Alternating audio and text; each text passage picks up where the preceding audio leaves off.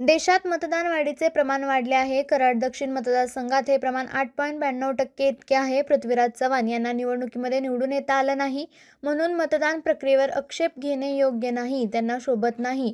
तुम्ही दोनदा ईव्हीएमवर निवडून आला, तिसऱ्यांदा पराभव झाला. ईव्हीएम हॅक झालं, त्यावेळी बोगस मतदान आले असे आरोप केले. जनतेने जो कौल दिला तो मान्य करा. तुमचा पराभव झालेला आहे. लोकांनी तुम्हाला नाकारले आहे, हे मान्य करा, असे आवाहन करून निवडणुकीत बोगस मतदान झाल्याचा पृथ्वीराज चव्हाण यांनी केलेला आरोप कराड दक्षिणचे आमदार डॉ. अतुल भोसले यांनी पत्रकार परिषदेत फेटाळून लावत पृथ्वीराज चव्हाण यांनी केलेल्या अमित शहा यांच्यावरील टीकेला निषेध केला. माजी मुख्यमंत्री पृथ्वीराज चव्हाण साहेबांनी काल काही आरोप केले. त्या आरोपाचं स्पष्टीकरण करण्यासाठी आपण आज पत्रकार परिषद आयोजित केली.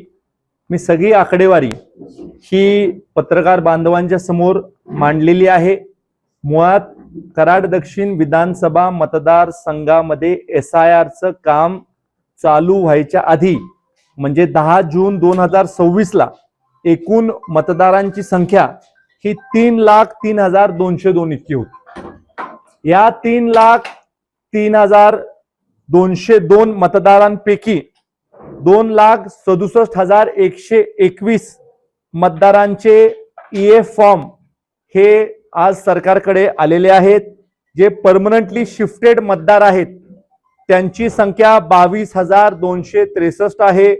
जे मतदार आज हयात नाही आहेत अशांची संख्या 7,695 आहे.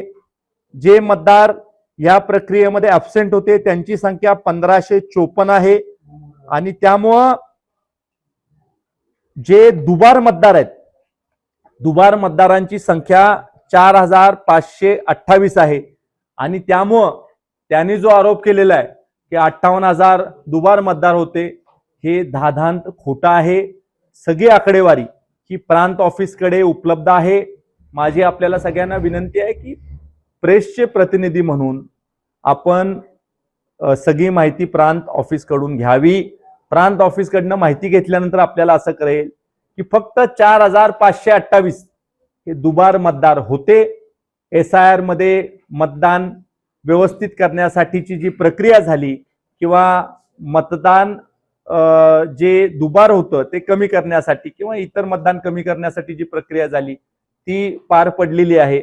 आणि त्यामुळं हे जे मतदार आले होते मतदान प्रक्रियेमध्ये, हे मतदान आता कमी झालेलं आहे.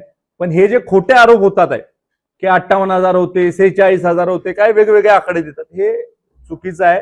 आणि त्यामुळं माझी आपल्याला दुसरं एक आपल्याला सांगणं आहे की देशामध्ये मतदान वाढीचं प्रमाण हे साधारणतः 8% आहे. आणि आपल्या मतदारसंघामध्ये 2009 ते 14 हे 9% जास्तनी मतदान वाढलं. 23,000 मतदान वाढलं. त्यानंतर 14 ते 19 याच्यामध्ये साधारण 5% आसपास मतदान वाढलं. 13,000 मतदान वाढलं. आणि 19 ते 24 25,000 मतदान वाढलं. हे 8.92% आहे साधारणतः.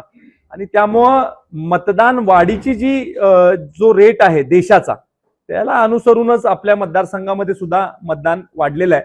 आणि त्यामुळं निवडणुकीमध्ये निवडून येता आलं नाही म्हणून उगाच मतदान प्रक्रियेवर आक्षेप त्यांनी घेणं हे योग्य नाही, त्यांना हे शोभत नाही. तुम्ही दोनदा निवडून आला, त्यावेळेला EVM वरच निवडून आला. तुम्ही 2014 साली कसा निवडून आला? EVM मशीनच होतं ना. मग त्यावेळेस EVM मशीन हॅक झालं नाही का? मग 2019 निवडून आला, त्यावेळेस EVM मशीन हॅक झालं नाही का? म्हणजे ज्यावेळेस पराभव झाला त्यावेळेला EVM मशीन हॅक झालं, त्यावेळेला बोगस मतदार आले. म्हणजे जनतेने जो कौल दिलाय तो कौल तुम्हाला अजून मान्य करता आलेला नाही. मान्य करा, तुमचा पराभव झालेला आहे, लोकांनी तुम्हाला नाकारलेलं आहे. हे ते मान्य करत नाहीत तोपर्यंत अशा प्रकारचं वक्तव्य त्यांच्याकडनं होत राहील. ते त्यांच्या कुटुंबियांनी 2014, 19 आणि 24 तिन्ही वेळेला त्यांच्या कुटुंबातल्या 7 लोकांचं 3-3, 4-4 ठिकाणी मतदान होतं. याचे पुरावे आहेत. जे मतदार याद्या आहेत, ज्याचं शुद्धीकरण आता केलं, त्या मतदार याद्यांमध्ये त्यांचं 3-3 ठिकाणी मतदान आहे. आणि हे काही मोगम नाही, मी तुम्हाला पुरावे दिलेले आहेत की कुठल्या बूथवर यांचं मतदान आहे. आणि ह्यांचा असा जर का दावा असेल की राज्याच्या माजी मुख्यमंत्र्याच्या पुतण्याचं BLO ऐकत नाही, हा ह्यांचा दावा असेल तर मग हे हास्यास्पद आहे की कसं काय BLOने तुमचं ऐकलं नाही. आणि त्यामुळे ह्यांनी स्वतःच्या घरातली मतं ह्यांना कमी करता आली नाही 3 निवडणुका, आणि आता हे म्हणतात आहे की दुबार मतदान झालं आणि हे झालं, तर हे सगळं खोटं आहे. आणि शेवटी त्यांनी पराभव पचवायला शिकला पाहिजे. आदरणीय अमितभाई शहासाहेब हे देशाचे सर्वोच्च नेते आहेत. अत्यंत चांगल्या प्रकारची कामगिरी अमितभाई शहासाहेबांनी केलेली आहे. 370 कलम हटवण्याचं महत्वपूर्ण काम या देशामध्ये ज्या कणखर नेत्यांनी केलं त्याच्यापैकी अमितभाई शहासाहेब एक आहेत. आमच्या आदरणीय पंतप्रधान मोदीजी आणि अमितभाई शहासाहेब यांनी अत्यंत चांगलं काम देशामध्ये केलेलं आहे. आणि अशा ज्येष्ठ नेत्यांविषयी यांनी अशी काही टिप्पणी करणं ही योग्य नव्हतं, आणि त्यामुळे अशा पद्धतीच्या टीका टिप्पणीचा मी निषेध करतो. आपल्या तालुक्यातील जिल्ह्यातील बातम्या सर्वप्रथम पाहण्यासाठी आजच सातारा न्यूजला YouTube चॅनलवर सबस्क्राईब करा, लाईक करा, शेअर करा आणि बेल आयकॉन प्रेस करायला विसरू नका.